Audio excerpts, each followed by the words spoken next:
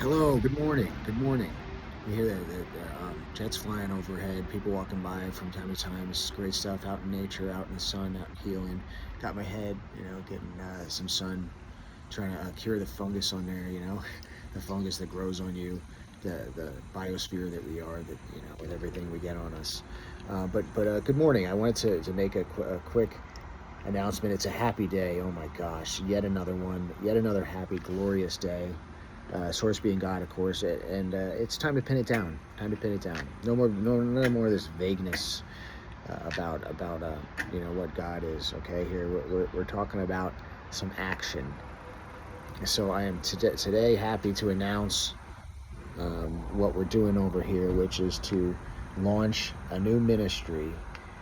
It's so fun. A ministry. I've figured this out now. It's the first ever in this world non-denominational Catholic ministry, which is to say that I am a the first non-denominational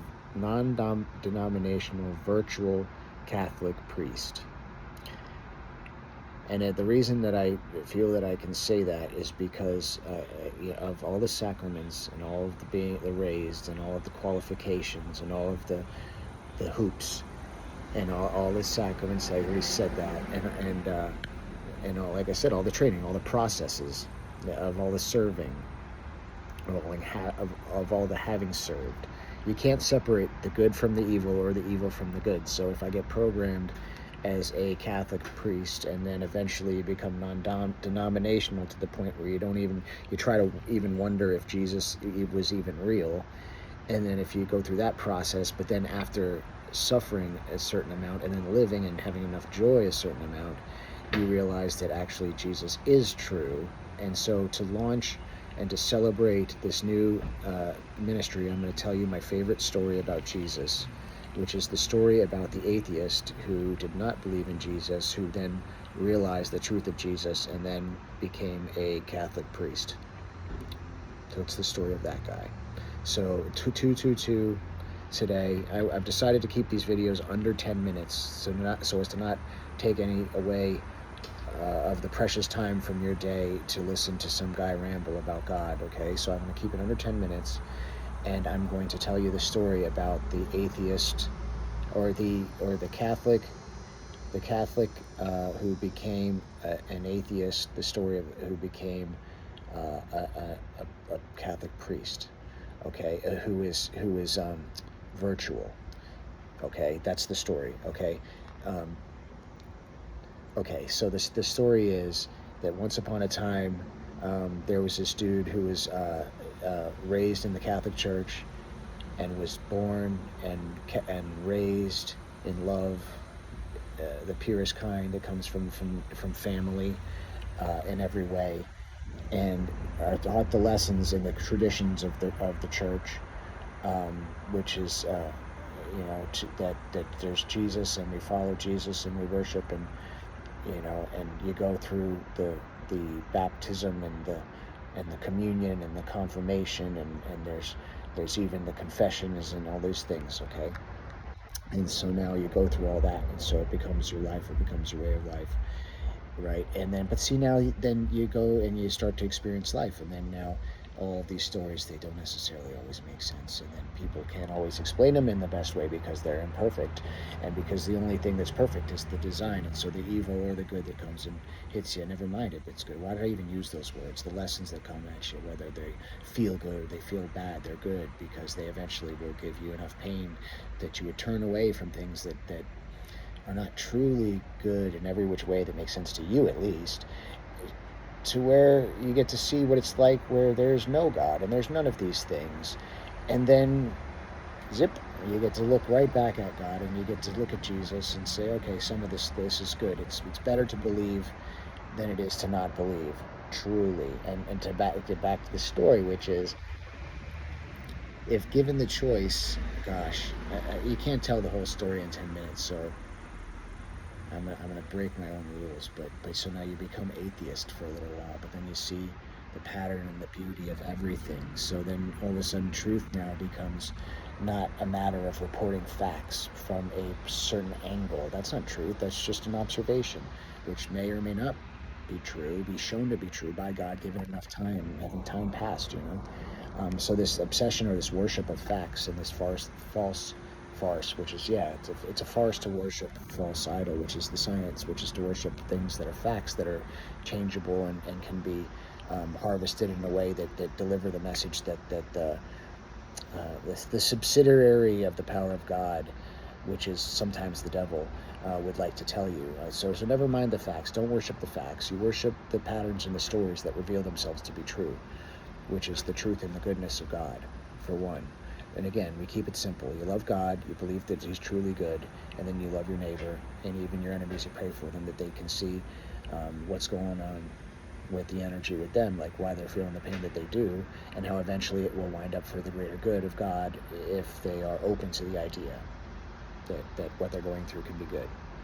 So, people can break their necks and then find God again, and then realize that this stuff is not as complicated as you think it is, and just do the right thing in every situation. And if you can't, then figure out a way to bring it back to yourself, but keep it internal, because you believe the words that Jesus taught, that God is in there, and you believe it, and then you can trust the pattern that goodness rises to the top, for no other better reason that the stories that the good guy wins, or that certain types of beer taste good to you, or certain types of poisons taste good to you, because God made it all. And we're sinful, and we're made to be here to figure it all out, and to worship Him and love Him more, because it's all an aspect of God. But the main part of the story that really saved that atheist in the story was that if you study the human enough, to understand that about humans, about the nature and about the way their brains work, and the way their neurons fire, and the way they recover from pain, and the way they suffer trauma, and they either are crushed by it, or they rise above it, and they ascend. The cost for ascension is pain and suffering. It's the currency. But so now, when it comes to this Jesus guy who we all know and love,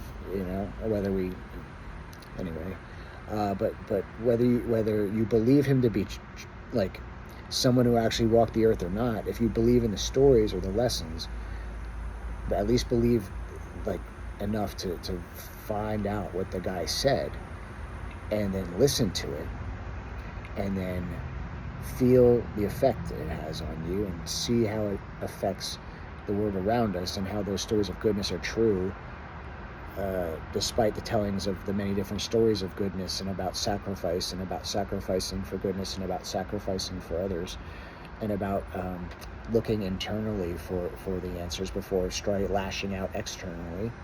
These lessons that Jesus taught, if you don't believe in the man, but at least believe that the stories are true, and that maybe wisdom or maybe intelligence can be misdirected in a way that creates a lot of pain and suffering, and that wisdom is learning how to parse it out, to point at the stuff where it will more directly take you to a place of goodness, then it's your responsibility to use that wisdom, even to pray for that wisdom, because with great power comes great responsibility. So if you don't use it, it's like that. There's another story in the Bible where the master or the guy with the money, let's say, gives a lot of his servants. Oh my gosh, we can't listen to the Bible because there's masters and servants in it. Throw it in the garbage, burn it. The silliness. It's like the world's being run by hamsters. But that they would allow themselves to be programmed like this, or that they'd be. There's the smart hamsters, that program the other hamsters into burning, wisdom that would help everybody, and burning these stories because they want to be the hamsters that are in control instead of letting God be in control. So anyway, the master gives these servants all of these resources to go out and do it with it what they do, and so one of them used it to grow, and one of them used it to be generous, and he lost it, but it was actually good for a great reason. Hey Papa, hey Kotso, what's up? Welcome to the ministry. Come out. We're telling the story about the hamsters and the That's bright out. Yeah, it's so bright. It's so bright. We got to keep it under 10 minutes. It's 10 minutes right now. I remember when I said that when I was going to start the ministry that I had to keep it under 10 minutes or else people were going to lose track and I'd be taking too much time out of their day and stuff like that. Yeah. And so that's the daily dose. And so if we go over that, then we know it's like too much. It's like too much medicine or too much poison. We're at 10 minutes, so it's time to come in. Okay. It's time to go in. So I'll be in. I got to wrap it up, but I'll be back in about like a minute just to wrap it up. Okay. Heck yeah, man. So yeah, the mission continues, and even if you start with the ministry of one, it was the same story as with Jesus, how he started. You start with one guy. It was Matthew. Matthew was the first one that he taught, and then from there it just grew. But yeah, so the close on that point about whether the story of the man is true or not. If you believe in the lessons and you trust the wisdom that he came and he lived and he died for to cause or hopefully cause humanity to refocus on and so they can sort of because you get distracted by all the glitter and the gold that people put out there intentionally so that they can be the hamster that's in control of all the other hamsters. So we're at 1:11:13. So sorry for nothing. It's God's will, but you can be sorry in times when there's forgiveness that is is given and reconciliation at all the levels. But there's different days and times for all of that. So good morning. First non-denominational virtual Catholic priest ministry delivered to you by from the bowels of what they say is an evil source in hell. When you see all the as hell, when you see all of these videos are out there nowadays because there's no controls, but it's all good for again the goodness of a God. You got it's unrefutable. And so if anything is the mission of this place, it's to tell stories and talk about the ways in which we can reconcile pain and suffering and what we call badness, but in the greater vision, it's actually all good. Everything is good because God's good. Amen. Good morning.